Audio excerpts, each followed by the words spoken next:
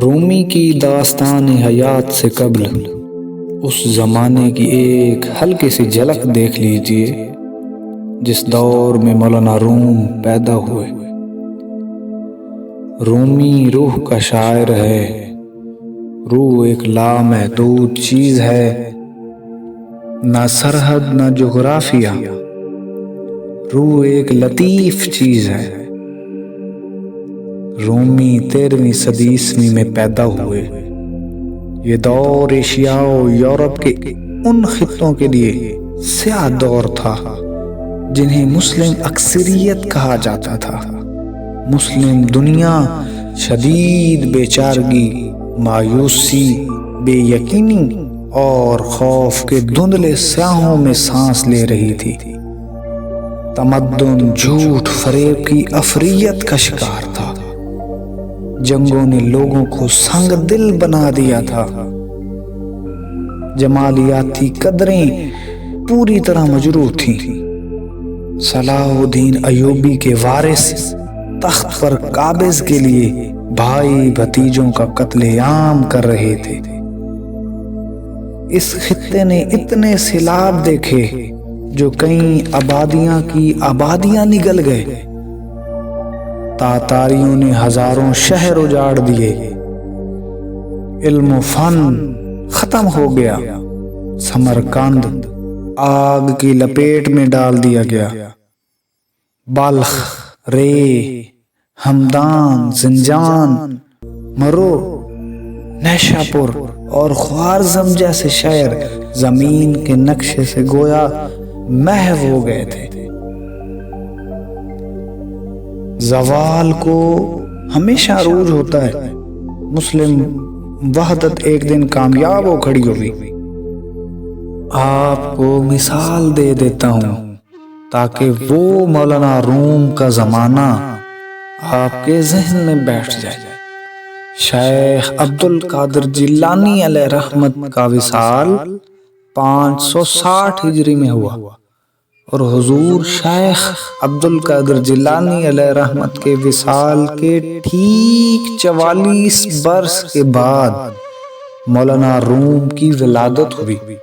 جب اسلامی سلطنت کی شمعیں بجھتی جا رہی تھیں تب مولانا روم تشریف لائے۔ ہلاکو خان اور تاتاری فتنہ اسلامی سلطنتوں کو برباد کر چکا تھا۔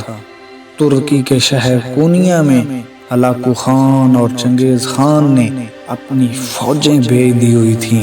اسلامی سلطنتیں تیرہ اتار تھیں، چھوٹے چھوٹے ٹکڑے تھے، قبائل تھے، کارواں تھے، چھوٹے چھوٹے دستے تھے، صوفیاء کی خانقاہیں تھیں، مساجد تھیں، جداگانہ ماحول تھا۔ اسی دور میں جو یہ بعد میں سلطنت عثمانیہ بنی، اسی کی داغ بیل ڈالی جا رہی تھی جو 1924 میں جنگ عظیم اول کے بعد ختم ہو گئی۔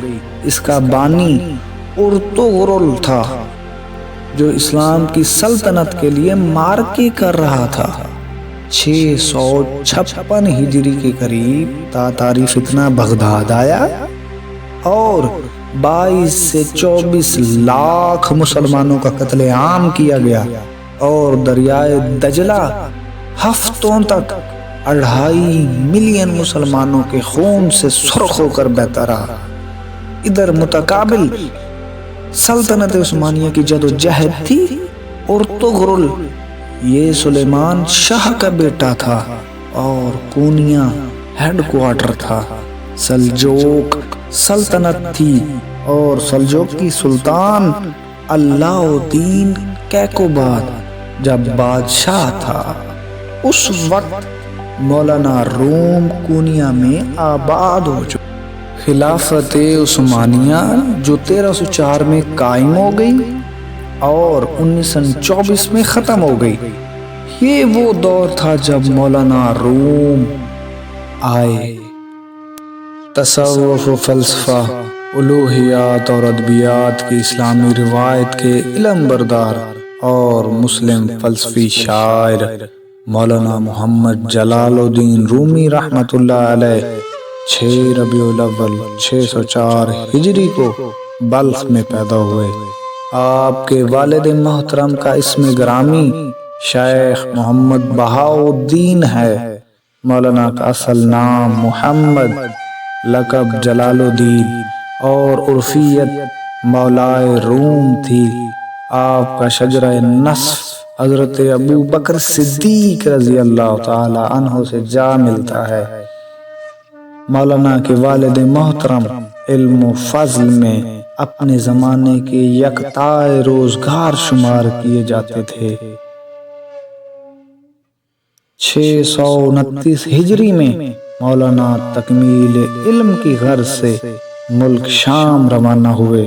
اس کے بعد حلب جانے کا قصد کیا، کیونکہ اس زمانے میں حلب اور دمشق علم و فنون کے بڑے مرکز تھے۔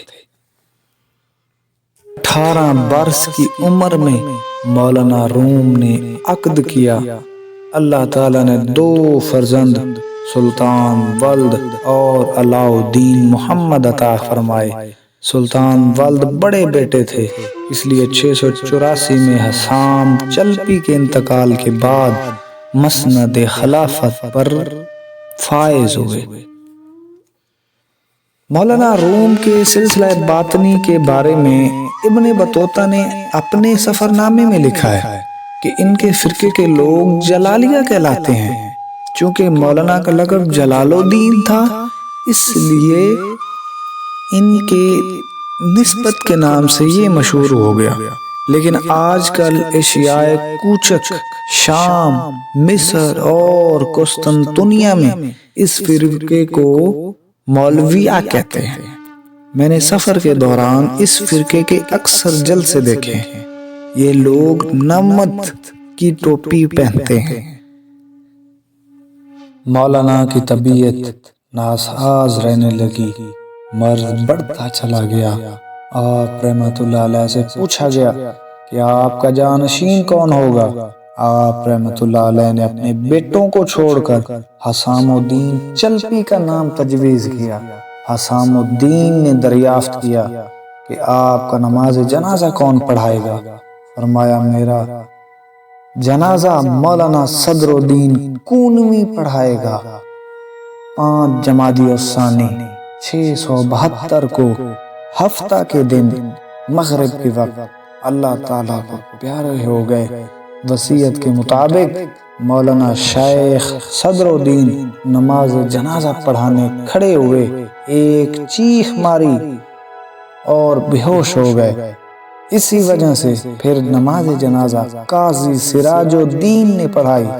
آپ رحمت اللہ علیہ کو کونیا میں دفن کیا گیا۔